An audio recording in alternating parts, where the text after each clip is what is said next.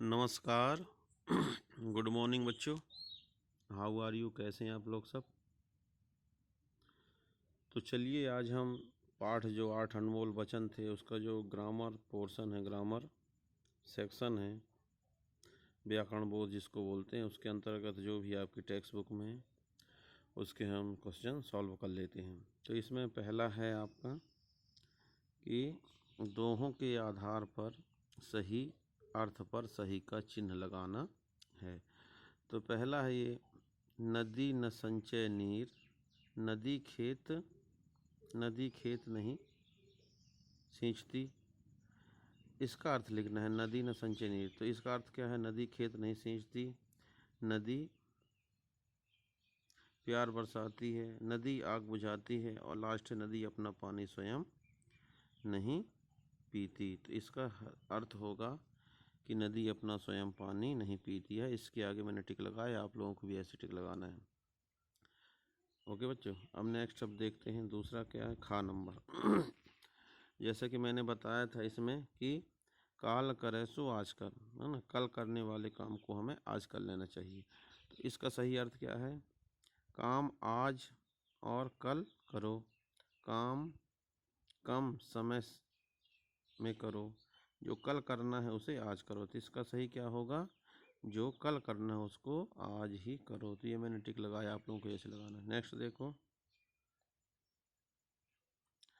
सुन इठ लई हैं लोग सब।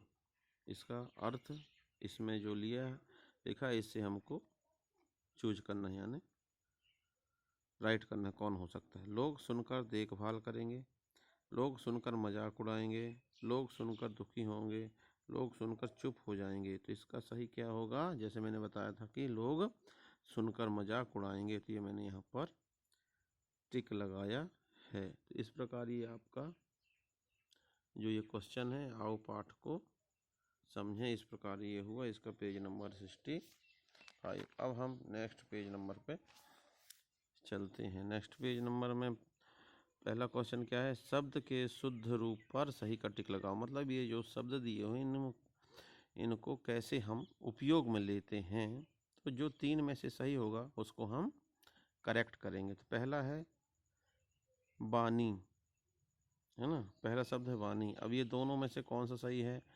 वाणी है कि वाणी है, तो ये है वाणी। तो इसका क्या होगा शब्द सही, वाणी। फिर नेक्स्ट देखो, वृक्ष, वृक्ष, तो इसका सही क्या होगा, वृक्ष और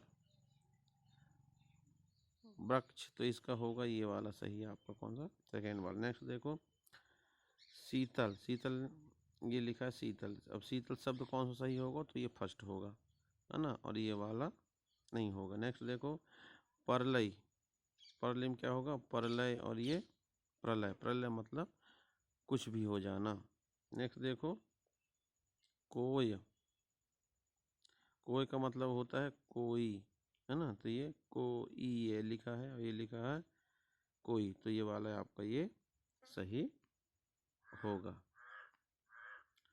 नेक्स्ट देखते हैं प्यारे बच्चों, क्या है, नेक्स्ट में है निम्नलिखित शब्दों के लिंग बदलना है, लिंग चेंज करना है। जैसे कि पहले मैंने आपको बताया था कि लिंग 3 प्रकार के होते हैं।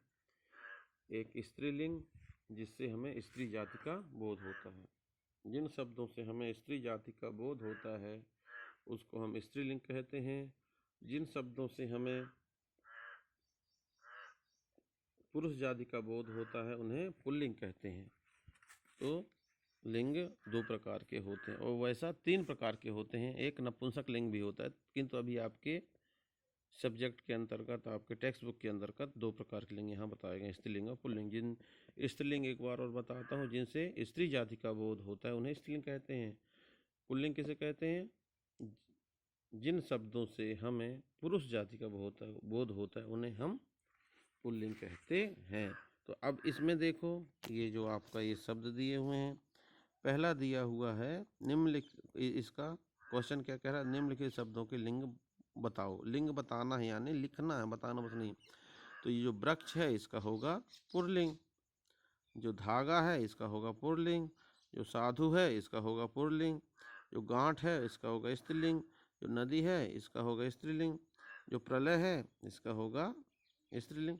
तो ये शब्द के आधार पर हमें अपने आप पता चल रहा है कि कौन सा स्त्रीलिंग है और कौन सा पुल्लिंग है, क्योंकि कुछ शब्द ऐसे होते हैं तो इस शब्दों के माध्यम से ही हमें कंफर्म हो जाता है कि ये स्त्रीलिंग में ये आएगा या पुल्लिंग में आएगा। तो यहाँ पर स्पष्ट दिख रहा है, वृक्ष है ना, पुल्लिंग में आएगा। साधु यानी कोई जेंट्स से तो ये पुल्लिंग में आएगा ना। नदी स्त्रीलिंग में आएगी, गांठ स्त्रीलिंग में आएगी, प्रलय ये भी आपके स्त्रीलिंग में आएगा। तो इस प्रकार यहाँ पर ये पूरा होता है। अब नेक्स्ट क्वेश्चन में हम चलते हैं। नेक्स्ट क्वेश्चन हमारा क्या है, इसको ध्यान से देखते हैं। अध्यापक अध्यापिका है ना, सीडी से कुछ शब्द सुनो व सही स्थान पर लिखो, है ना। जैसे प्रत्यय है ना, तो प्रत्यय जो शब्द होता है तो किसी शब्दों मूल शब्द के जो आगे शब्द जोड़े जाते हैं उनको हम प्रत्यय कहते हैं। इसमें बताया गया कि प्रत्यय जब हम जोड़ते हैं तो उसमें कौन कौन से शब्द लगाए जाते हैं, जैसे वान, ना, मान, वाला और ता, है ना।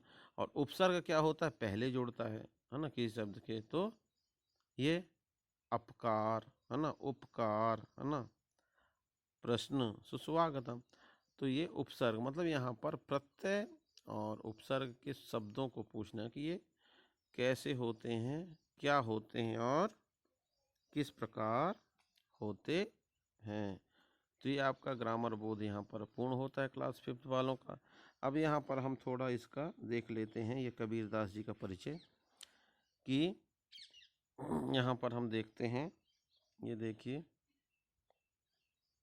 कबीरदास जी हिंदू मुसलमान का भेद मिटाकर दोनों की अच्छी बातों को आत्मसात कर दिया।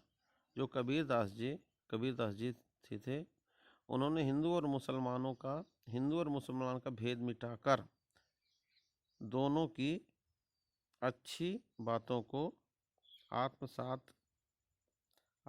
कर दिया। उन्होंने स्वयं कोई ग्रंथ नहीं लिखा, उनके शिष्यों ने ही उनके विचार को कलमबद्ध किया। मतलब कबीरदास जी ने स्वयं कोई ग्रंथ नहीं लिखे, उनके शिष्यों ने उनके शब्दों को, उनके विचारों को, उनकी भावनाओं को कलमबद्ध किया, ने लिखा। कबीर एक ही ईश्वर को मानने वाले थे।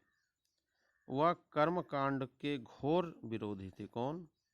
कबीरदास जी। कबीर का देहांत 120 वर्ष पूर्व की आयु में हुआ था। अब हम थोड़ा रहीमदास जी के बारे में चर्चा करते हैं। ये देखिए, रहीमदास जी का पूरा नाम अब्दुल रहीम खानवाला खाना था। उनका जन्म 17 दिसंबर 1556 को लाहौर में हुआ था। बचपन से ही वे साहित्य प्रेमी थे। रहीम की दोहावली या सतसई, बरवई, राम पंचाध्यायी, नगर शोभा, नायिका, भेद, श्रृंगार, सोरठा, फुटकर कवित्त सवैये आदि प्रसिद्ध हैं। उन्होंने अवधी व ब्रजभाषा दोनों में कविता की है, यानी कविता लिखा है। रहीम का देहांत 1627 में हुआ था। मतलब रहीमदास जी 1627 में इस दुनिया को छोड़कर चले गए। तो इस प्रकार प्यारे बच्चों, ये दोनों कबीरदास जी और रहीमदास जी का जो जीवन परिचय था वह मैंने आपको बताया, समझाया और दिखाया। मैं चाहूँगा कि आप लोग भी इनका परिचय याद रखें। आज तक के लिए इतना काफ़ी। फिर मिलते हैं नेक्स्ट वीडियो में, तब तक के लिए बहुत बहुत धन्यवाद। Thank you very much.